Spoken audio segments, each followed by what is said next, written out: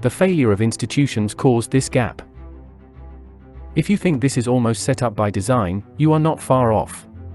Despite being one of the most important aspects of living a successful, fulfilling life, the government has never implemented financial education as a requirement for public school curriculums. This is not by accident. We have an entire financial services industry, which I'm a part of, that benefits from the lack of this proficiency in our society. Take the outdated institution of homeownership. It used to be considered common knowledge that buying a home was wise because that's where your money was going to grow. Long-term job security and guaranteed pension benefits made sense in an era when America was emerging as a post-war superpower, with an unstoppable manufacturing base.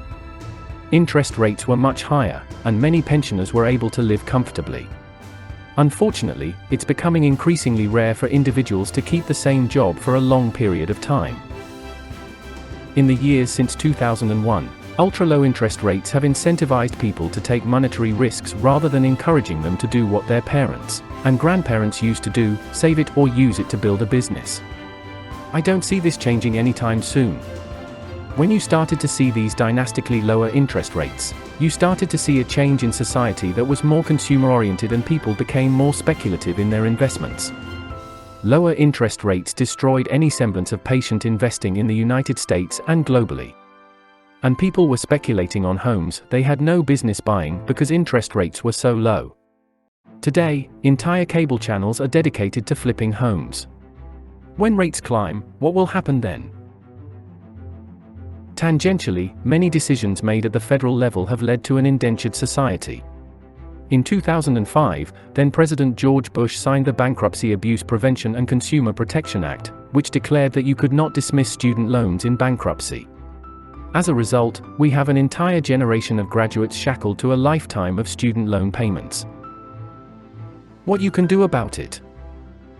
Some larger, well-known wealth managers have already rolled out the red carpet to train the next generation how to make pragmatic financial decisions around formalized societies and mentorships to keep their super clients engaged. For the 0.001%, the burning question is, how do I want my kids to speak of me when I'm gone? Will they be equipped? What kind of message does that send if I don't leave it all to my children? How will that impact your legacy, and theirs? It's not as morbid as it sounds. How do you want the epitaph to read? It's better to answer this question sooner rather than later. Any small but meaningful change in course will help your legacy evolve faster, perhaps with more certainty. Unfortunately, people put it off hoping the worst never happens, only accelerating their regret for not making a more discernible impact sooner, and making heirs feel obligated to reverse engineer that post-mortem legacy. It all comes down to personal legitimacy. Because there is a $9 trillion wealth transfer happening in real time, I ask emerging families how they want their epitaph to read. It forces them to think about how they want to be remembered. Some just fell into money, it gives them a crisis of existence. What do my friends think of me? Am I just someone who inherited a lot of money? Am I Tommy Boy? It comes in the form of focusing on things you know in your gut you don't want written on your tombstone, shiny objects and get-rich-quick schemes. If you want to be known as a provider or someone who has helped many people, maybe crypto trading isn't for you. Maybe you should get into real estate investment.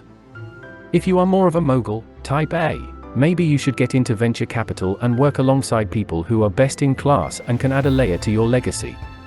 That's the 0.001%'s way of taking it with them, because when your name is on the side of a library or a building, you've perpetuated your legacy until the end of time.